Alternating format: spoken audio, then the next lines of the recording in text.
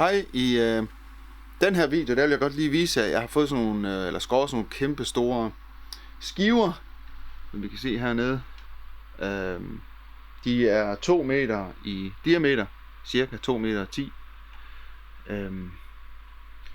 Det som jeg gerne vil, det er selvfølgelig at have dem plan, have dem fræst plan på en måde. Og det vil jeg prøve lige, nu kan I se her, jeg ved ikke om I kan se hvor store de er. Og der er sådan en ramme rundt om, på næsten 3x3 meter. Der kan man få sådan et system. Det hedder Take One Two, TUT. Meget fint, meget professionelt. Der har ikke været noget der. De var utrolig rare at snakke med, og hurtig respons, og hvor pakken kom dagen efter. Nu skal vi se hvad der er. Jeg har smugkigget lidt og været i kassen, men det kom fuldstændig pakket ind i bobleplast det hele. Det var meget fint pakket ind. Jeg vil også gerne sige helt fra start, at jeg har ikke fået noget af dem eller noget. Det er købt og betalt helt selv. Der er ingen sponsoreret i det her. De kommer i rustfri stål. Sandblæst rustfri stål. Rigtig fin kvalitet.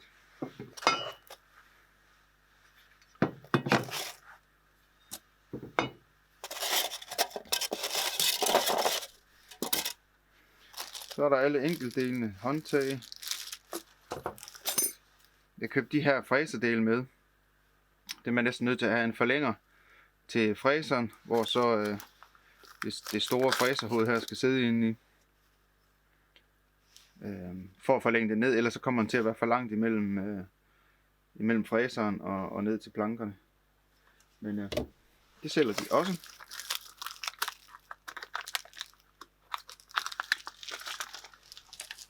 Ellers er der alle smådelene med til. Der er fingre og skruer.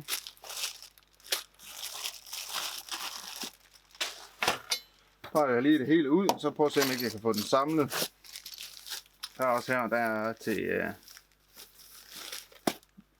til at sætte den her på, sådan så der kan til at suge støv nedfra. Det er sådan et system, der er lavet med børster nedunder. I kan se lige om lidt. Der kommer sådan nogle børstsystem nedunder, så den gerne skulle suge en masse af det støv, der kommer. Men prøv lige at pakke det hele ud, så ser du.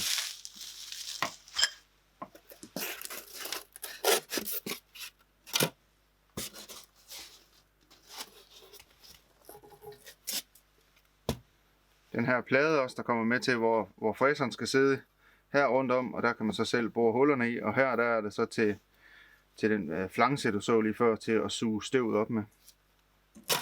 Så kommer selve basen her. Der er plexiglas, man også skal bruge til siderne. Så kommer selve basen her, også udført i rustfri stål. Og her kommer de her børster til at sidde. Den her slæde kommer så til at køre henover, kan jeg vise senere. Nu prøver vi at samle den. Spændende at se. Det er i hvert fald meget god kvalitet, den er lavet i. Her har vi børsterne, der kommer til at sidde på den. Og sidst her nedunder er nogle plader til at samle selve basen med selve de her aluminiumsstænger med. Så lad os prøve at se. Nu har jeg lige prøvet at lagt det hele op, sådan så det ligger lidt overskueligt. Der følger sådan en her med, hvor man selvfølgelig kan læse i en manual. Men de har altså også alle videoerne inde på deres hjemmeside, Take One Two. Det første vi skal have sat på her er en studs på pladen, så vi kan få noget udsugning på.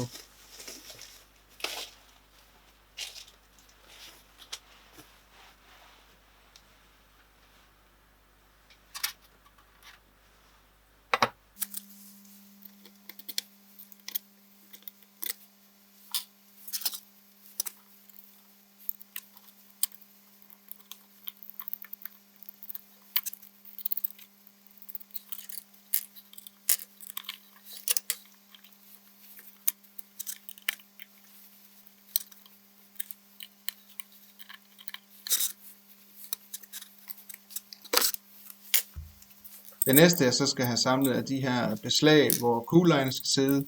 De skal køre ned på alustænger.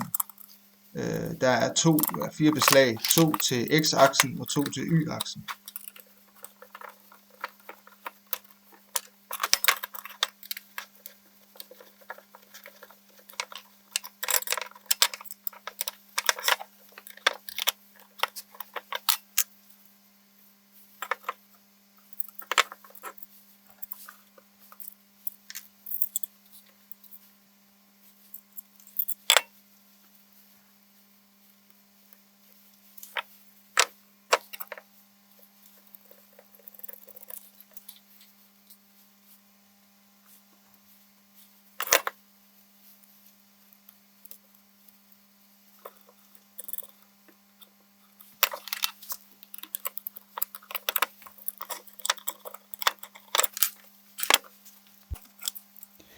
Så skal selve beslagene monteres på basen.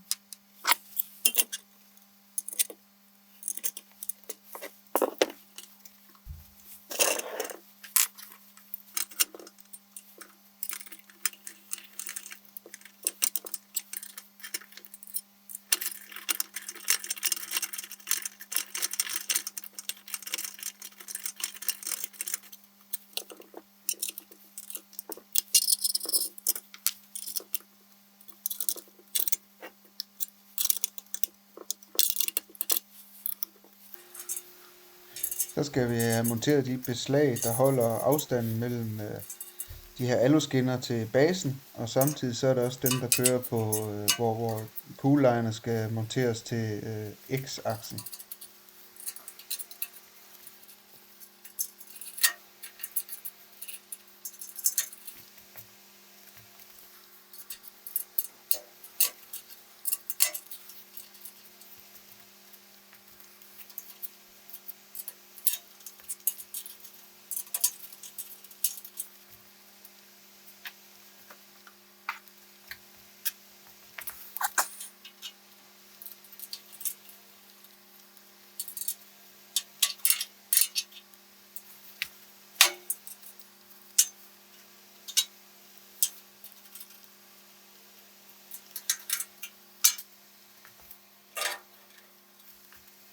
Der kan I se, at jeg lige er ved at indstille kuglelejerne, sådan så der ikke er noget slup i basen, når den kører frem og tilbage.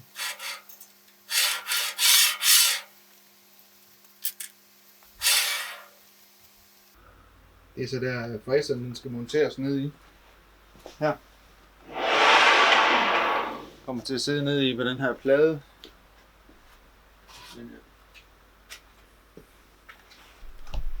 Jeg har ikke lige helt... Den skal lige sættes her i først, så skal laves huller til fræseren, men jeg har ikke lige helt fræseren endnu, den er ikke kommet endnu. Så det kan jeg ikke lige gøre, men ellers så skal den monteres hernede i.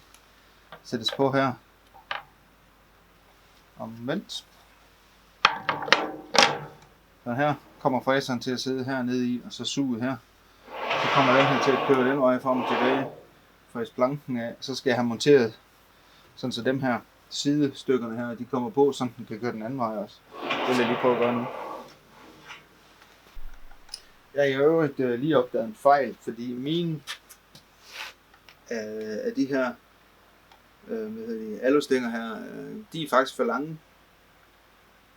Og det vidste jeg egentlig godt, det var for at jeg ikke ville skære dem ned, fordi måske kommer jeg til at skal bruge nogen, der er så lange. Så derfor vil jeg ikke lige skære dem ned, men jeg kan jo godt se, at den plade, der sidder her, den skal jo herhen og sidde, sådan så det passer med afstanden her. Normalt så tror jeg, at man siger 5 cm, 50 mm over, altså forbi den her railing længere end bredden. Men i mit tilfælde, der vil jeg altså ikke skære dem ned, så jeg er nødt til lige at flytte pladen herhen, så jeg kan få sætte den anden plade, der skal køre hernede, herpå, sætte den på, eller sætte de skinner der på. Så det vil jeg lige prøve.